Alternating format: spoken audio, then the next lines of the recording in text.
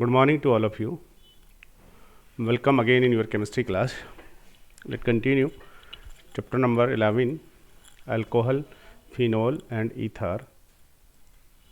In this lecture, we discuss about chemical reactions of phenol.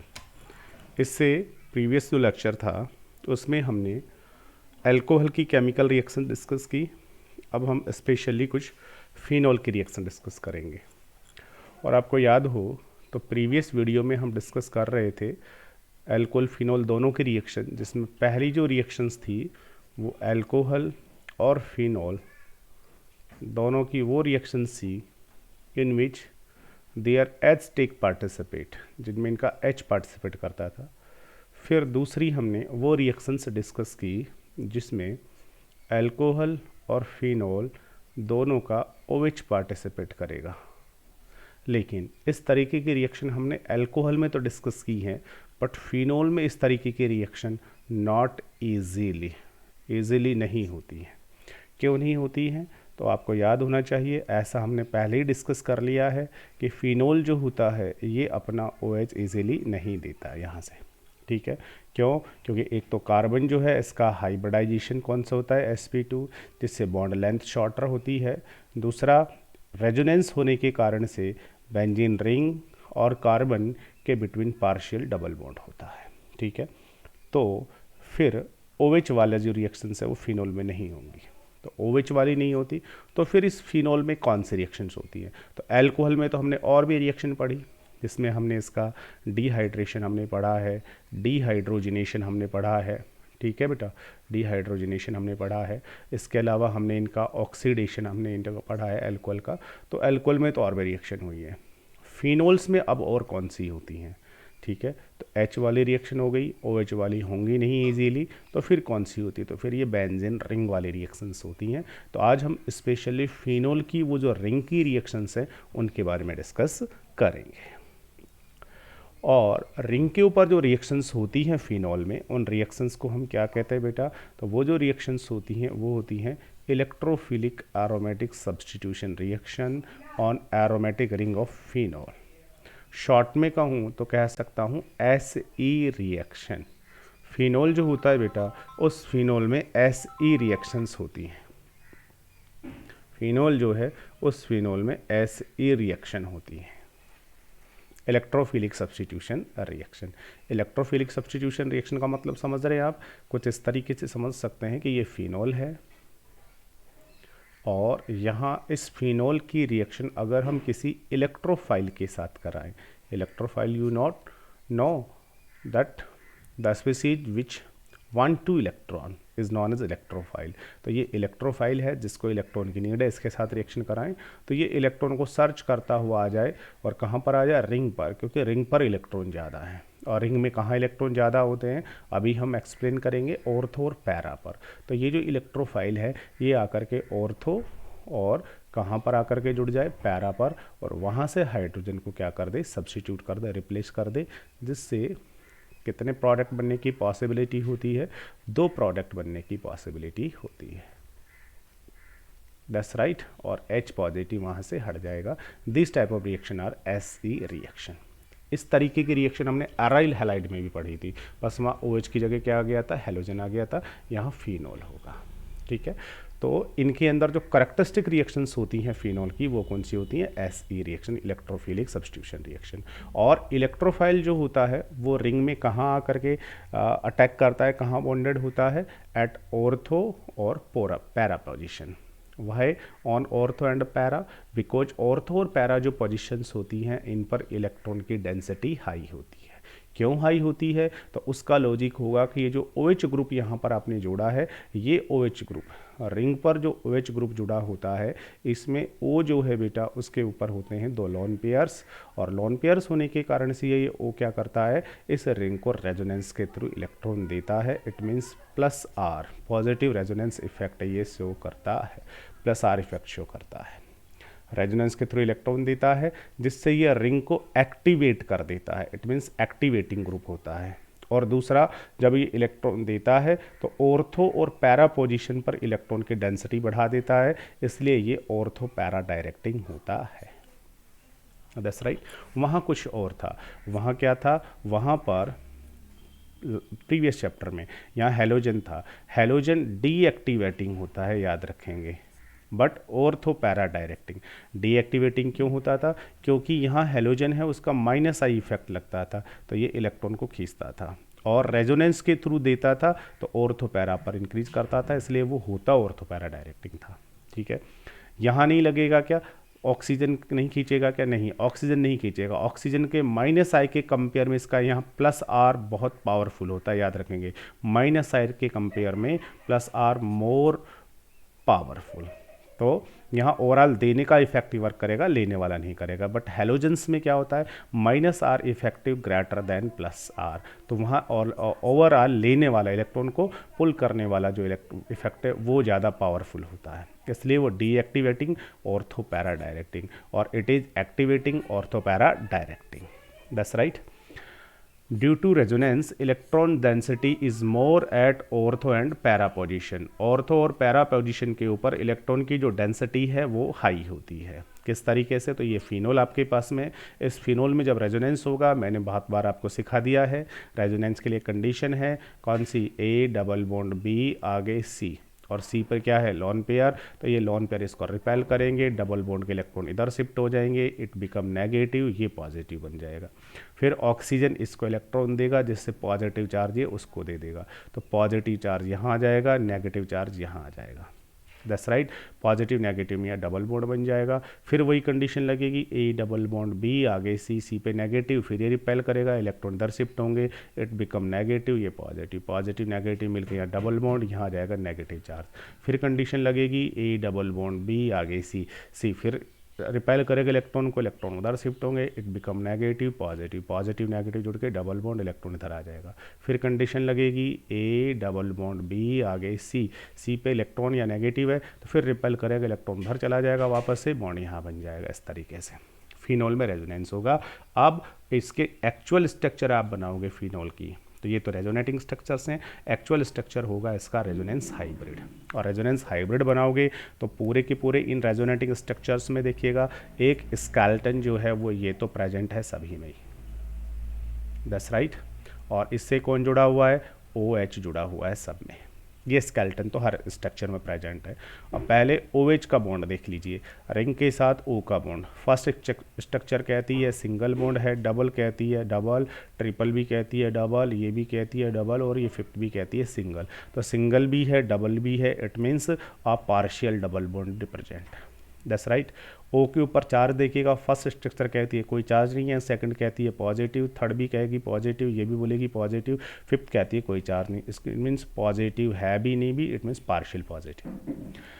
Ring में double bond देखिएगा, first structure कहती है कि डबल बॉन्ड यहाँ है, यहाँ यहाँ, सेकंड स्ट्रक्चर कहती है यहाँ यहाँ, थर्ड स्ट्रक्चर कहती है यहाँ यहाँ, फोर्थ स्ट्रक्चर क्या कहती है, वो कहती है डबल बॉन्ड यहाँ यहाँ, फिफ्थ कहती है डबल बॉन्ड यहाँ यहाँ यहाँ। लेकिन इतने डबल बॉन्ड हो नहीं सकते, इसका मतलब डबल बॉन्ड तो 3 ही होते हैं, बस पूरे रिंग के ऊपर रोटेट होते रहते हैं, डीलोकलाइज्ड होते रहते हैं, दैट्स राइट।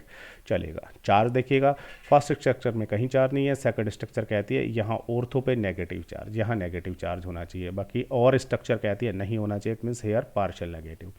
थर्ड कहती है यहाँ नेगेटिव चार्ज होना चाहिए, बाकी अदर स्ट्रक्चर्स कहती है नहीं होना चाहिए, पार्शियल नेगेटिव, और फोर्थ कहती है पार्शियल नेगेटिव। तो देखिएगा जो रिंग की ऑर्थो और पैरा पोजिशंस हैं उनके ऊपर क्या है, पार्शियली नेगेटिव चार्ज है, और पार्शियली नेगेटिव चार्ज होने का मतलब यहाँ इलेक्ट्रॉन की जो डेंसिटी है वो इलेक्ट्रॉन की डेंसिटी कैसी है, हाई, इसलिए जो अटैकिंग इलेक्ट्रोफाइल होगा वो इलेक्ट्रोफाइल आकर के कहाँ जुड़ेगा, या तो ऑर्थो पर या फिर पैरा पर, दैट्स राइट। इसलिए जो OH ग्रुप है ये OH ग्रुप कैसा होगा, that is ortho para directing,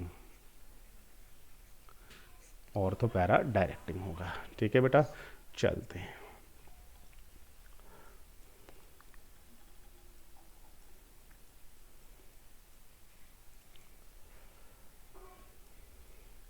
अब इस तरीके की रिएक्शन के एग्जाम्पल, सबसे फर्स्ट जो एग्जाम्पल है SE रिएक्शन का, electrophilic aromatic substitution reaction on aromatic ring of phenol, SE जो रिएक्शंस हैं, इन SE रिएक्शन का सबसे फर्स्ट जो एग्जांपल है दैट इज नाइट्रेशन।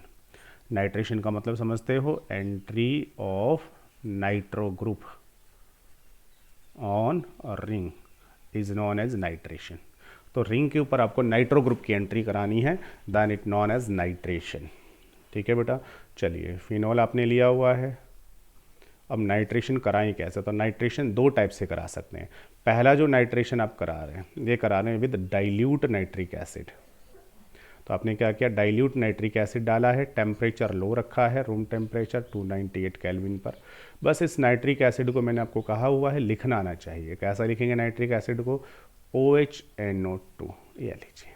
ठीक है, तो यहाँ से बॉन्ड ब्रेक होगा, ये नेगेटिव ये पॉजिटिव, और नाइट्रो जो ग्रुप है ये आकर के जुड़ेगा कहाँ? क्योंकि ये इलेक्ट्रोफाइल है, इलेक्ट्रोफाइल को क्या चाहिए? इलेक्ट्रॉन की नीड होती है। इलेक्ट्रॉन कहाँ ज़्यादा है? ऑर्थो और पैरा पर, तो ये ऑर्थो और पैरा पर आकर के जुड़ जाएगा, और यहाँ से किसको हटा देगा? H को। ठीक है, तो यहाँ दोबारा से लिखूँ, ये फिनोल, तो ऑर्थो और पैरा पे हाइड्रोजन प्रेजेंट है। रिएक्शन आपने किससे कराई है? नाइट्रिक एसिड से। बस नाइट्रिक एसिड को मैंने कैसे लिख दिया है? OHNO2 लिख दिया है, नेगेटिव पॉजिटिव, नाइट्रो ग्रुप बना। अटैकिंग ग्रुप यही होता है इलेक्ट्रोफाइल, ये आकर के यहाँ से H को क्या कर देगा? रिप्लेस कर देगा, डिस्प्लेस कर देगा, खुद आकर के जुड़ जाएगा, और यहाँ का H और ये OH वाटर बना के कहाँ चला जाएगा? बाहर, जिससे कितने प्रोडक्ट बन जाएंगे? दो प्रोडक्ट बनेंगे, NO2 यहाँ और दूसरा NO2 यहाँ। ये लीजिए वाटर बाहर। ठीक है, तो ऑर्थोनाइट्रोफिनोल भी बनेगा और पैरानाइट्रोफिनोल भी बनेगा। ठीक है, अब यहाँ से याद रखना है आपको कि जो ऑर्थोनाइट्रोफिनोल होता है एक्चुअल में ये मेजर बनता है। अब तक पैरा वाला मेजर बनता था, बट यहाँ पर ऑर्थोनाइट्रोफिनोल मेजर प्रोडक्ट बनता है। क्यों बनता है अभी समझ में आ जाएगा। और इन दोनों प्रोडक्ट का जो मिक्सचर होता है, इस मिक्सचर को हम सेपरेट कर सकते हैं, लेकिन कौन से मेथड से सेपरेट करना है दैट इज़ वेरी इंपॉर्टेंट। इन दोनों को, ऑर्थोनाइट्रोफिनोल पैरानाइट्रोफिनोल के मिक्सचर को सेपरेट कर सकते हैं बाई मेथड का स्पेशल नेम है, इसलिए इंपॉर्टेंट है, बाई स्टीम डिस्टिलेशन। दोनों के मिक्सचर को रखना है और डायरेक्ट हीट नहीं करेंगे, स्टीम इसमें पास करके स्टीम से इनको हीट करते हैं। तो हीट करने पर इनमें से दोनों क्या है? अभी सॉलिड है, लिक्विड में कन्वर्ट होंगे, और लिक्विड होते हैं, लिक्विड हैं तो दोनों फिर वेपर में कन्वर्ट होंगे। तो इजीली कौन सा बॉईल हो जाएगा, कौन सा वेपर में चला जाएगा? तो जो ऑर्थो वाला होता है ना, ये इजीली वेपर में चला जाता है, ये वोलेटाइल होता है। ठीक है, मोर वोलेटाइल यही है। क्यों है मोर वोलेटाइल? क्यों है मोर वोलेटाइल? अभी हम अंडरस्टैंड करेंगे क्यों मोर वोलेटाइल होता है। तो आपको याद रखना है कि ऑर्थो वाला मेजर बनता है, यहाँ पैरा वाला माइनर बनता है, और इन दोनों के मिक्सचर को हम सेपरेट कर सकते हैं बाई स्टीम डिस्टिलेशन। आप समझ गए होंगे। यहाँ से देखिएगा, ऑर्थो वाला मेजर क्यों होता है बेटा? क्योंकि ऑर्थो वाला जो प्रोडक्ट बनता है उसमें हाइड्रोजन बॉन्ड बन जाता है। किस तरीके का हाइड्रोजन बॉन्ड बनता है? इंटरन्यूक्लियर या इंटरमॉलिक्यूलर। जबकि पैरा वाले जो होते हैं उनमें कौन सा बनता है? उनमें बनता है यहाँ बनता है इंटरामॉलिक्यूलर, यहाँ बनता है इंटरमॉलिक्यूलर। ठीक है, इंटर का मतलब समझ रहे हो?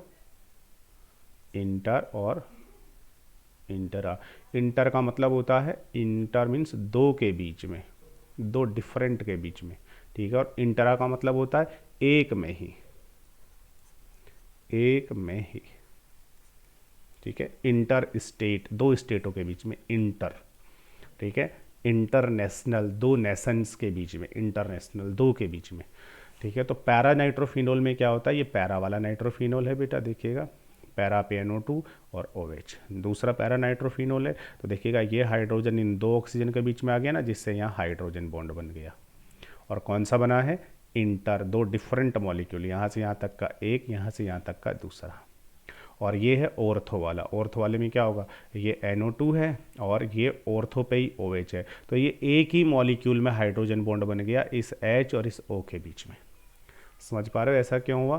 क्योंकि नाइट्रो का स्ट्रक्चर ऐसा होता है बेटा, N के ऊपर नाइट्रोजन के वैलेंस सेल में तो 5 ही इलेक्ट्रॉन होते हैं ना, एक इधर हो गया, 2 से इसने डबल बॉन्ड करके ओवर, अभी 2 बचे हैं ना, तो क्या करता है ये दोनों इलेक्ट्रॉन किसको दे देता है, बॉन्डिंग के लिए O को, जिससे O पे नेगेटिव चार्ज और N पे होता है पॉजिटिव। और यहाँ से कौन है, यहाँ से है, यहाँ से होता है OH, यहाँ से है OH,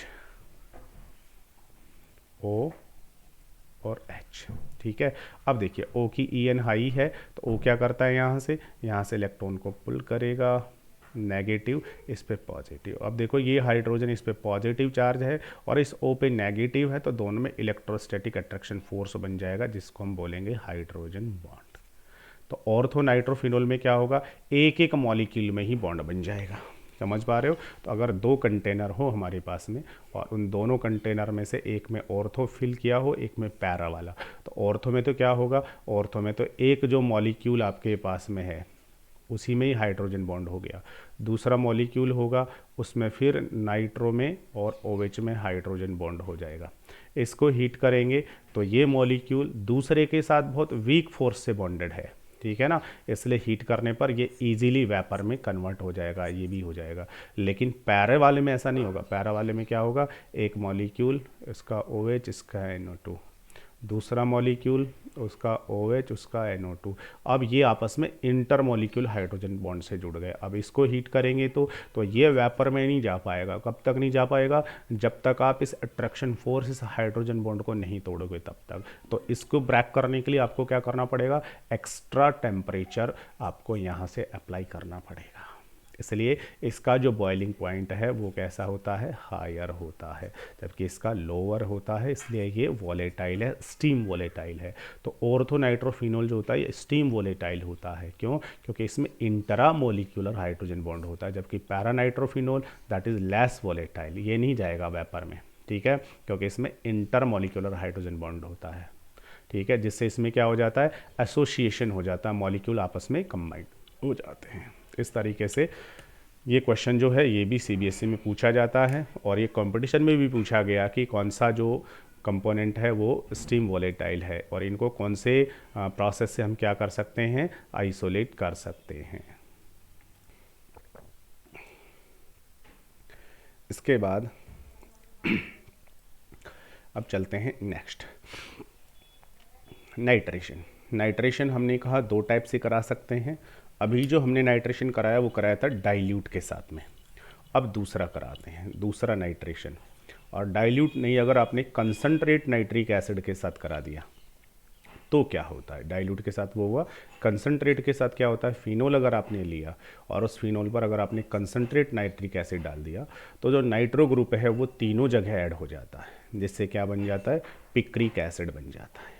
that's right, converted into 2,4,6 trinitrophenol के अंदर, ठीक है। Product is commonly known as picric acid, क्योंकि कंसंट्रेटेड है ना तो बहुत ज़्यादा नाइट्रो ग्रुप वहाँ पर होगा।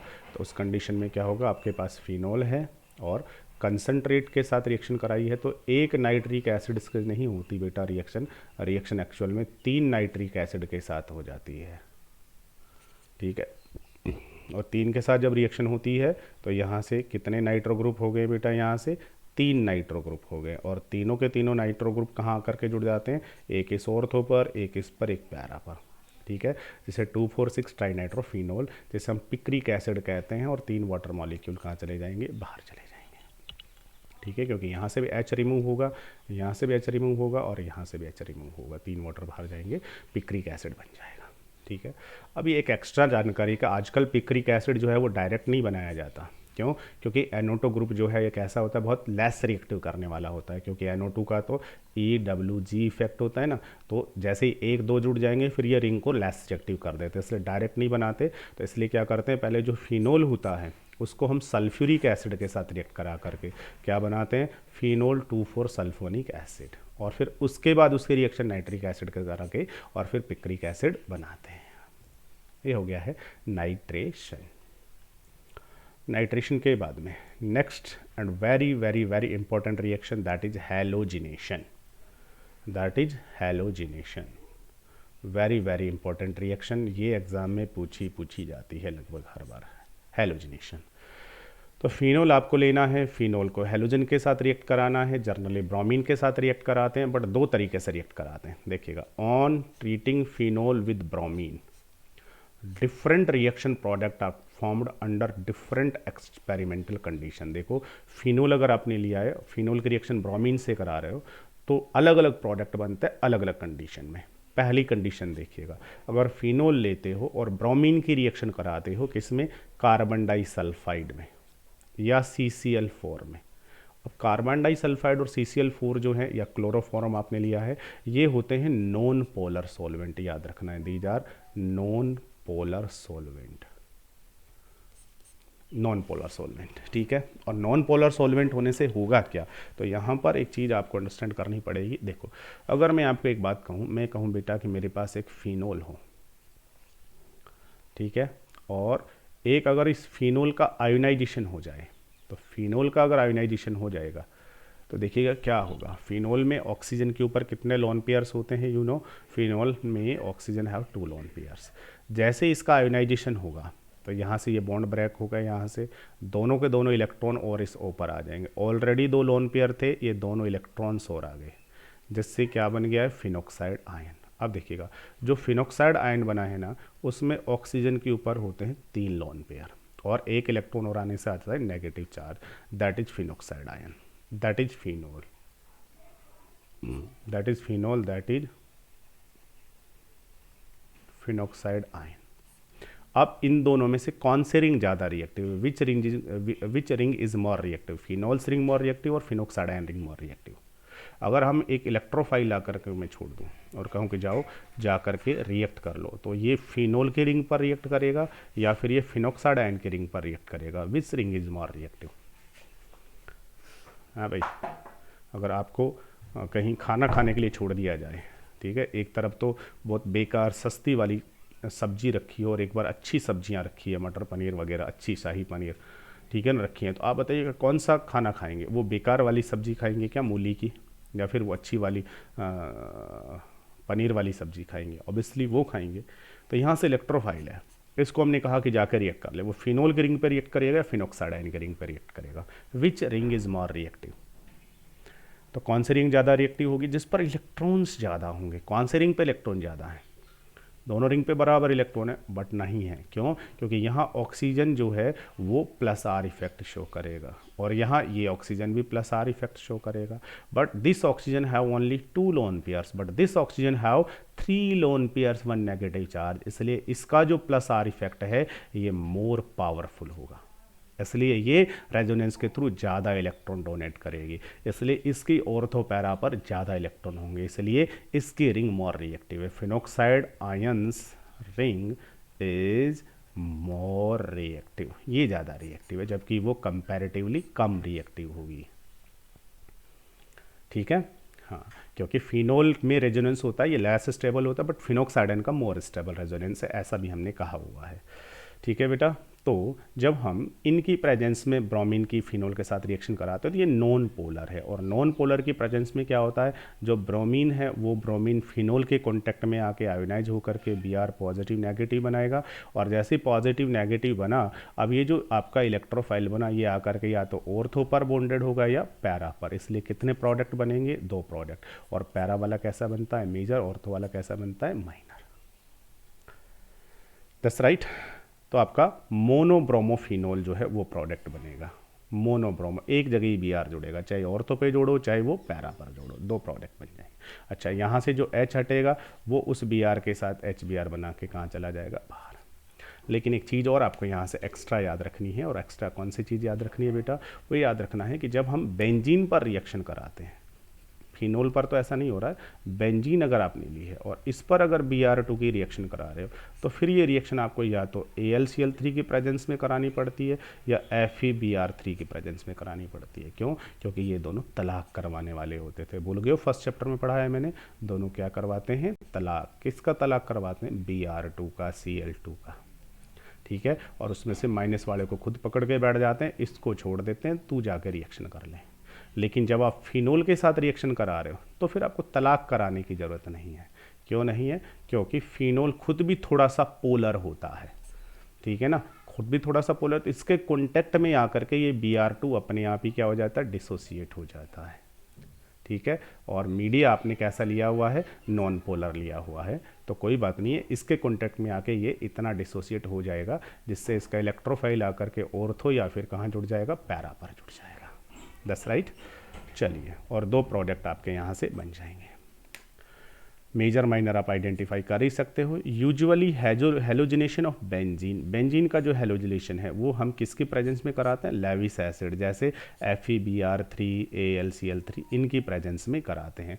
विच पोलराइज द हेलोजन मॉलिक्यूल, जो हेलोजन के मॉलिक्यूल को पोलराइज करा देता है, बोले तो तलाक करा देता है हेलोजन का, ठीक है। लेकिन यहाँ ऐसा नहीं है क्योंकि यहाँ फिनोल खुद है। इन केस ऑफ फिनोल में क्या होता है, polarisation of bromine molecule take place even in the absence of Lewis acid. यहाँ लेविस एसिड की एब्सेंस में इसका पोलराइजेशन हो जाता है। क्यों हो जाता है, it due to highly activating effect of OH group attach to the benzene ring, ठीक है। बेंजीन रिंग के ऊपर जो OH हाईली एक्टिवेटिंग है ना, इसने रिंग को इतना ज़्यादा रिएक्टिव किया है कि ये इसका क्या करा देता है, पोलराइजेशन करा करके इसको ब्रेक करा देता है, इसलिए यहाँ इसकी नीड नहीं होगी।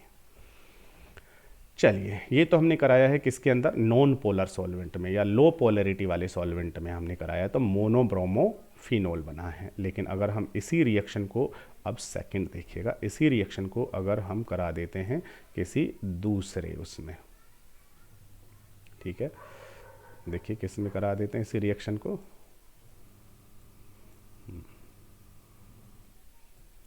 इसी रिएक्शन को हमने करा दिया, देखिएगा इस रिएक्शन को देखिएगा, वही हेलोजिनेशन है, वही फिनोल आपने लिया हुआ है बेटा, वही फिनोल आपने लिया हुआ है, ठीक है। फिनोल रिएक्ट किसके साथ करा दिया, अब की बार आपने कराया ब्रोमीन वाटर के साथ, ब्रोमीन वाटर, बस ब्रोमीन को पानी में घोला है, ब्रोमीन वाटर के साथ रिएक्शन कराया है, तो अब की बार बनता है 2,4,6 ट्राईब्रोमोफिनोल, 2,4,6 ट्राईब्रोमोफिनोल जो है वो बन जाता है, 2,4,6 ट्राईब्रोमोफिनोल, ठीक है। और इसका क्या बनता है, वाइट प्रेसिपिटेट बन जाता है।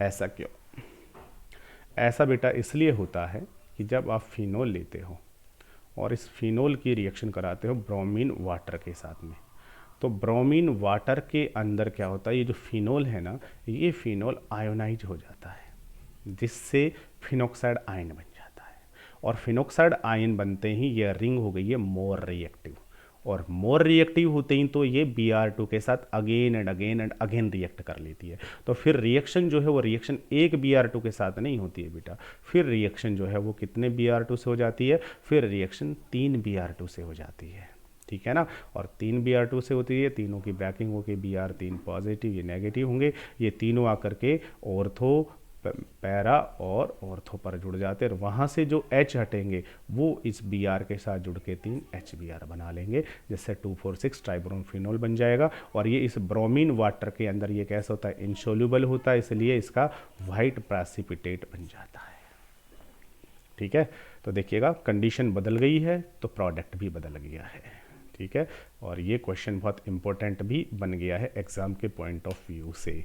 कैसे, देखिएगा इस तरीके से वो पूछेगा कि फिनोल अगर है आपके पास में, अब 2 मैंने एरो लगाए हैं, एक पे मैंने लिखा है CH2 और Br2, और एक पे मैंने सिंपल लिखा है Br2, या फिर मैंने लिख दिया ब्रोमीन वाटर, ठीक है। अब क्या होगा, तो CH2 नॉन पोलर है या लो पोलर है, लेस पोलर है, उसकी प्रेजेंस में तो क्या होगा, फिनोल पोलराइज नहीं होगा, Br2 इसके कांटेक्ट में आएगा और एक ही Br2 रिएक्ट करेगा, या तो ऑर्थो या पैरा पर, तो यहाँ तो मोनोब्रोमोफिनोल ही बनने वाला है।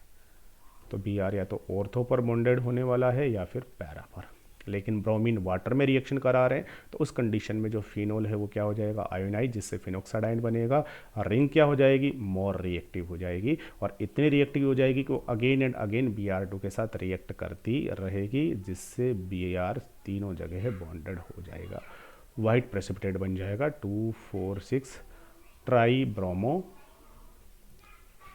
बन जाएगा। दैट्स राइट, इस तरीके से रिएक्शन हो जाएगी, that is very important.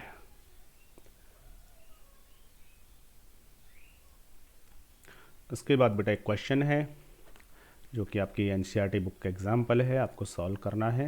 Right the structure of the major product expected from the following reactions, ठीक है। कौन कौन से रिएक्शन है, पहला है मोनोनाइट्रेशन कराना है किसका, 3 मिथाइल फिनोल का। तो 3 मिथाइल फिनोल आप बना सकते हैं, ये फिनोल हो गया, इसकी 1 2 3 पोजीशन पे मिथाइल आ गया। अब इसका मोनोनाइट्रेशन कराना है, मतलब इसके रिएक्शन डाइल्यूट HNO3 से करानी है, HNO3, बस HNO3 को लिखेंगे तो नेगेटिव पॉजिटिव।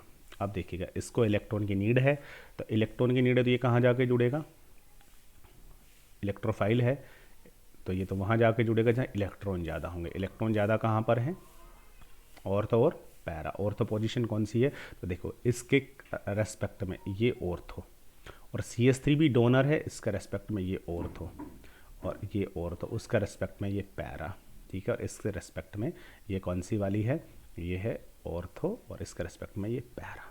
तो रिएक्शन कहाँ पर होगी, रिएक्शन यहाँ, यहाँ और होगी यहाँ, तीनों जगह रिएक्शन हो सकती है, यहाँ, यहाँ और यहाँ।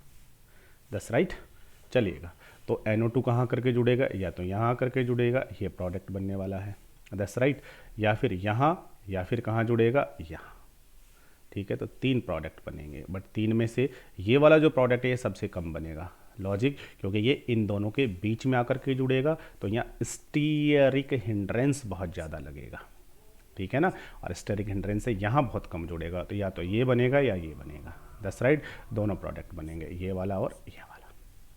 उसके बाद में फिर क्या है, डाइनाइट्रेशन ऑफ 3 मिथाइल फिनोल, ये आपके पास वही।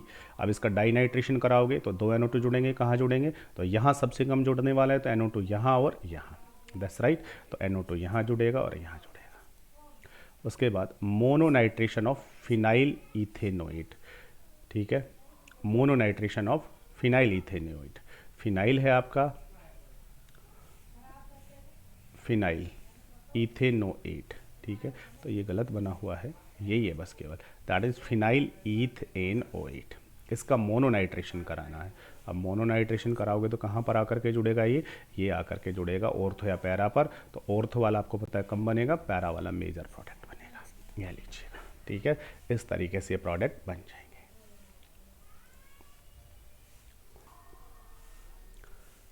नेक्स्ट जो रिएक्शन है ये है Kolbe reaction, it is another important reaction, I think it is third reaction होनी चाहिए, क्योंकि फर्स्ट हमारी नाइट्रेशन थी, दूसरा हेलोजिनेशन, और थर्ड है कॉल्बे रिएक्शन। कॉल्बे रिएक्शन में क्या होता है, कोल्बे याद भी हो जाएगा, को से कॉल्बे और कॉ से क्या होता है, कार्बन डाइऑक्साइड। इसमें कार्बन डाइऑक्साइड के साथ रिएक्शन कराते हैं और कैसे ही बनता है, कार्बोक्सिलिक एसिड, याद रखना है, कार्बोक्सिलिक एसिड इसमें बनेगा, ठीक है ना। जिसमें क्या करते हैं, फिनोल लेते हैं पहले, फिनोल की रिएक्शन पहले NaOH से कराते हैं, जिससे क्या बन जाएगा, सोडियम फिनॉक्साइड। अब ये क्यों बनाया, क्योंकि बेटा ऐसा करते ही ये सॉल्ट बन गया, और इसको जैसे सॉल्यूशन में डालोगे ये डिसोसिएट हो जाएगा, डिसोसिएट होने से बनेगी phenoxide ion, that's right.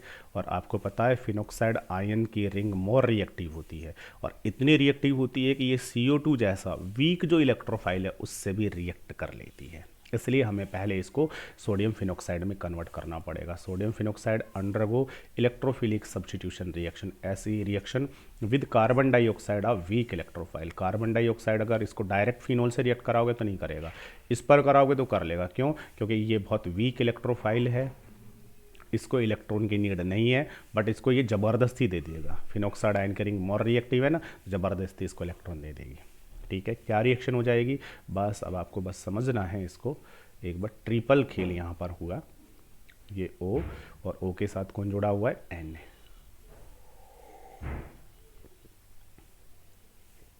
Na, Na positive और नेगेटिव, यहाँ से आ गया है जुड़ने के लिए CO2,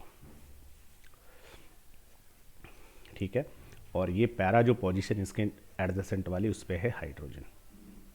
अब देखिएगा क्या होगा, यहाँ पर ये जो Na पॉजिटिव है ना, ये CO2 के इलेक्ट्रॉन से अट्रैक्टेड होगा, सोडियम बड़ा हरामी इसके इलेक्ट्रॉन से अट्रैक्टेड होगा, जिससे O यहाँ से इलेक्ट्रॉन को खींचेगा, तो ये बॉन्ड की ब्रेकिंग होगी, जिससे ये बनेगा नेगेटिव, ये पॉजिटिव, ये पॉजिटिव बनते ही ऑर्थो पे जाएगा, जिससे इस बॉन्ड की ब्रेकिंग होगी, ये पॉजिटिव नेगेटिव। तो ओवरऑल यहाँ से 3 बॉन्ड ब्रेक होंगे, एक ये वाला ONA, O negative Na positive, एक ये वाला ये नेगेटिव पॉजिटिव और एक ये वाला ये पॉजिटिव नेगेटिव। बस आपको क्या करना है, इनको अल्टरनेटली जोड़ना है। अल्टरनेटली कैसे जोड़ना है, देखो इस तरीके से अल्टरनेटली बेटा, इसका जो पॉजिटिव है H वो इसके नेगेटिव पे, इसका जो पॉजिटिव है Na वो इसके नेगेटिव पे, और इसका जो पॉजिटिव वो इसके नेगेटिव पे। क्या जुड़ जाएगा, देखिएगा बेंजीन O, इसका पॉजिटिव H वो इसके नेगेटिव पे, ठीक है, इसका पॉजिटिव इसके नेगेटिव पे C पे डबल बॉन्ड O, और इसका पॉजिटिव Na इसके ऊपर, ये बन जाएगा। ये बनने के बाद फिर क्या करते हैं, फिर इसका हम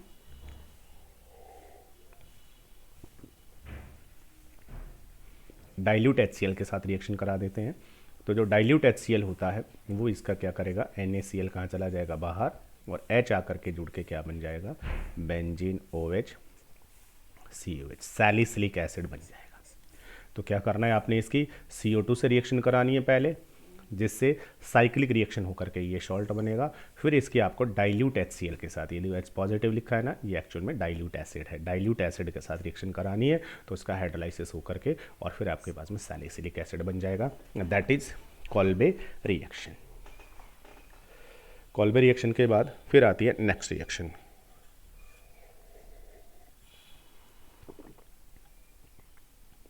नेक्स्ट जो रिएक्शन है that is Reimer Tiemann reaction. It is another important reaction, Reimer Tiemann reaction. Reimer Tiemann reaction जो होती है बेटा, ये रिएक्शन भी दो टाइप की होती है, ठीक है। कौन कौन सी दो टाइप की होती है, एक होती है उसको हम कहते हैं फॉर्मिलेशन, फॉर्माइलेशन, और दूसरी होती है कार्बोक्सिलेशन, कार्बोक्सिलेशन, ठीक है। फॉर्माइलेशन में क्या होता है, formal group, it means aldehyde group की एंट्री होती है रिंग पे, और कार्बोक्सिलेशन में क्या होता है, COH ग्रुप की एंट्री होती है रिंग पे, दैट इज कार्बोक्सिलेशन। इसमें क्या करना है आपने, on treating phenol with phenol लेना है, क्लोरोफॉर्म के साथ रिएक्शन कराना है in presence of sodium hydroxide. इसमें वही काम करना है, ये सोडियम हाइड्रोक्साइड आपने लिया, उसकी प्रेजेंस में क्लोरोफॉर्म के साथ रिएक्शन कराएंगे, ठीक है। तो यहाँ जो रिएक्शन लिखी है ये आपको थोड़ा कम समझ में आएगी, मैं इसे दोबारा लिखता हूँ। तो देखिएगा क्या होगा, स्टार्टिंग से समझिएगा। आपने क्या किया, फिनोल लिया और रिएक्शन करा दी पहले NaOH के साथ में। ये H और OH, वाटर बाहर गया, क्या बन गया, benzene O negative Na positive. अब समझ पाए ऐसा क्यों किया, क्योंकि O नेगेटिव बनते ये फिनोक्साइड आयन हो गया और रिंग कैसी हो गई है, मोर रिएक्टिव। अब इसकी रिएक्शन करानी है क्लोरोफॉर्म के साथ, बस क्लोरोफॉर्म को सही से लिख देना। क्लोरोफॉर्म कैसे लिखना है, इस समय C के ऊपर एक H और 2 Cl और एक Cl और, दैट इज क्लोरोफॉर्म, ठीक है। क्लोरोफॉर्म के साथ जब रिएक्शन होगी बेटा, तो ये यहाँ से ब्रेक होगा, जिससे Cl नेगेटिव इसको बनाएंगे पॉजिटिव। ये पॉजिटिव बनते ही बन गया इलेक्ट्रोफाइल, और इलेक्ट्रोफाइल आकर के जुड़ जाएगा इस ऑर्थो पोजीशन पर, और यहाँ से किसको हटा देगा, H को। HCl बाहर गया और आपका एक इंटरमीडिएट बन गया ये वाला,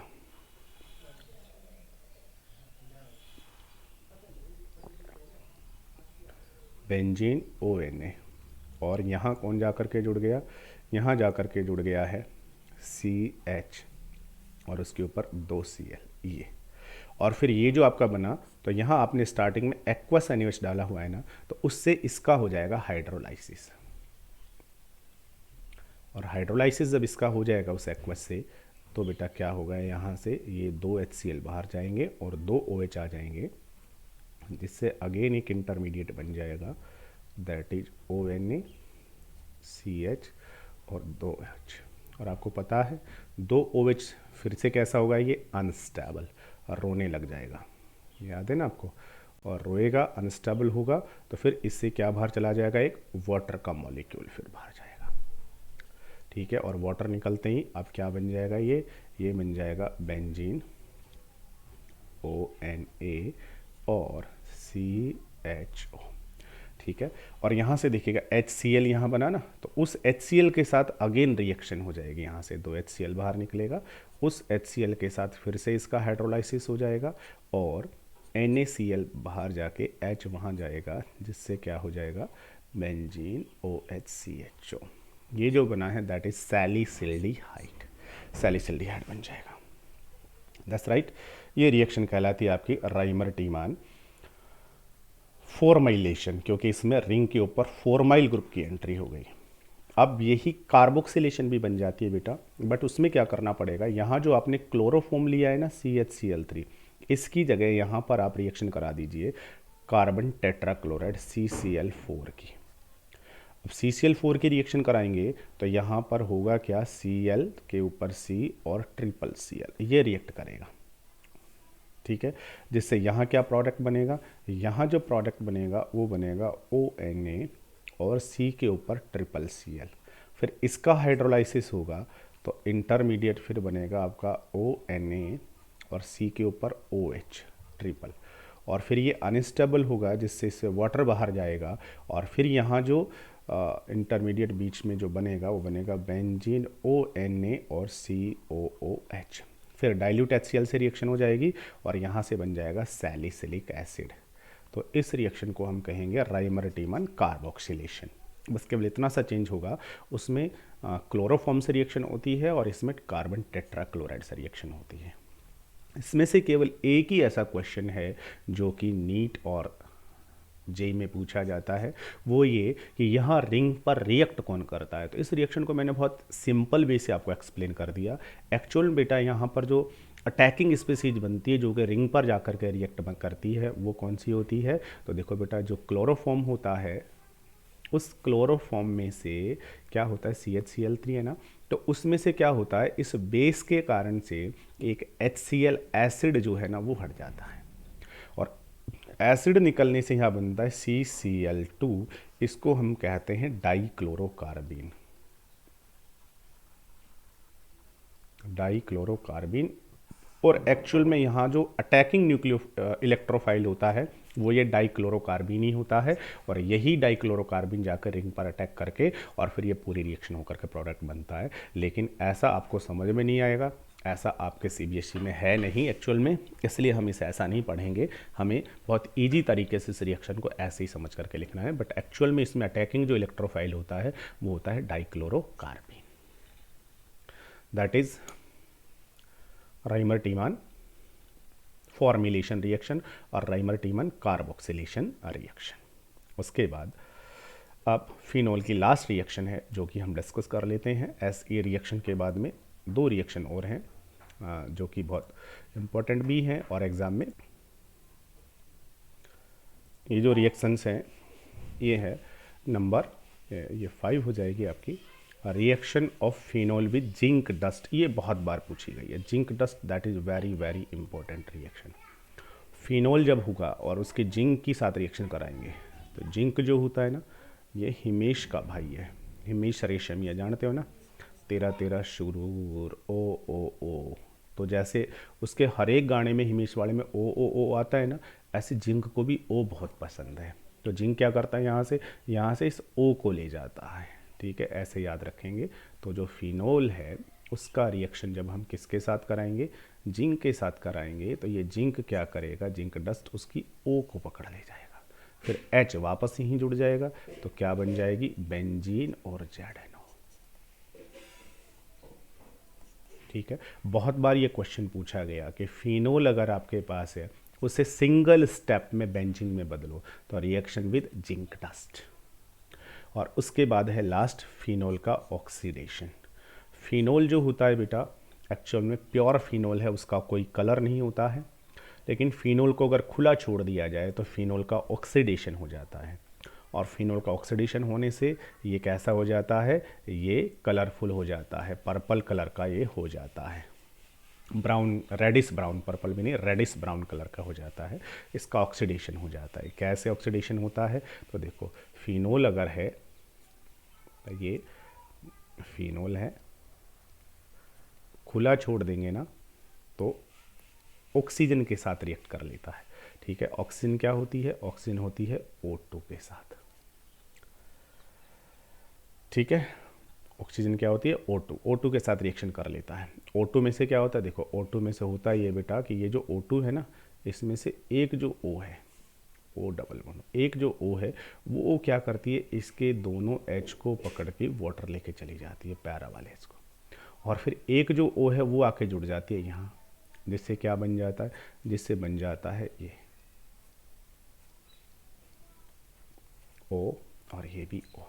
अब इसकी भी एक वैलेंसी वैकेंट रहेगी, इसकी भी एक वैलेंसी वैकेंट रहेगी। अब इन दोनों में बॉन्ड बन नहीं सकता क्योंकि डिस्टेंस बहुत ज़्यादा है, ऑर्बिटल्स एक दूसरे को अप्रोच नहीं कर पाएंगे। तो फिर क्या होता है, इसमें अरेंजमेंट हो जाता है। कैसे, यहाँ से ये बॉन्ड ब्रेक हो जाएगा, ये बॉन्ड ब्रेक होते ही एक वैलेंसी इसकी वैकेंट, एक इसकी वैकेंट, तो ये और ये वैलेंसी आपस में डबल बॉन्ड बना लेती हैं, ये वैकेंट, और ऐसे ये वाला बॉन्ड भी ब्रेक हो जाता है। तो एक इसकी वैकेंट, एक इसकी, ये दोनों आपस में बॉन्ड होके डबल बॉन्ड बना लेती है, और वैकेंट वैकेंट डबल बॉन्ड बना लेती है, जिससे क्या बन जाता है, जिससे बन जाता है ये, इसे हम कहते हैं पैरा बेंजोक्विनोन या बेंजोक्विनोन, जो कि कैसा होता है, जो कि रेडिश ब्राउन कलर का होता है, रेडिश ब्राउन कलर का होता है। ठीक है, तो ये या तो आप ये वाला ऑक्सीडाइजिंग एजेंट डालिएगा एसिडिक मीडियम में, सोडियम डाइक्रोमेट डालिएगा, या फिर इसको एयर में खुला छोड़ दीजिएगा। तो दोनों ही कंडीशन में फिनोल का ऑक्सीडेशन होकर के पैराबेंजोक्विनोन बन जाता है, जो कि रेडिश ब्राउन कलर का होता है। फिनोल जब प्योर होता है तो ये कैसा होता है, कलरलेस होता है, लेकिन आफ्टर ऑक्सीडेशन ये कैसा हो जाता है, रेडिश ब्राउन कलर का हो जाता है। ठीक है, क्यों, क्योंकि इसमें क्या बन जाता है, एक डाइकीटोन, जिसको हम क्या कहते हैं, बेंजोक्विनोन या पैराबेंजोक्विनोन कहते हैं, ये बन जाता है। ठीक है, किसके द्वारा ऑक्सीडाइज होकर के, क्रोमिक एसिड के द्वारा, या एसिडिक सोडियम डाइक्रोमेट के द्वारा, या एयर की प्रेजेंस में भी इसका ऑक्सीडेशन हो जाता है। इस तरीके से फिनोल जो होता है बेटा, इस फिनोल की केमिकल जो रिएक्शंस हैं वो केमिकल रिएक्शंस आपकी कंप्लीट हो गई हैं। तो फिनोल ने स्पेशल कुछ रिएक्शंस दी हैं जो कि कहाँ पर हुई हैं, इसकी रिंग पर ये रिएक्शंस हुई हैं। इसके साथ फिनोल जो है वो फिनोल पूरा हुआ, एल्कोहल भी पूरा हुआ, फिनोल भी पूरा हुआ, केमिकल प्रॉपर्टीज़ हो गई हैं। अब नेक्स्ट जो हमारे 2 वीडियो होंगे लगभग, उसके अंदर हम ईथर के बारे में डिस्कस करेंगे, जिसमें ईथर को बनाने के मेथड्स, ईथर की प्रॉपर्टीज़, ठीक है, वो हम डिस्कस करेंगे। Thank you to all of you.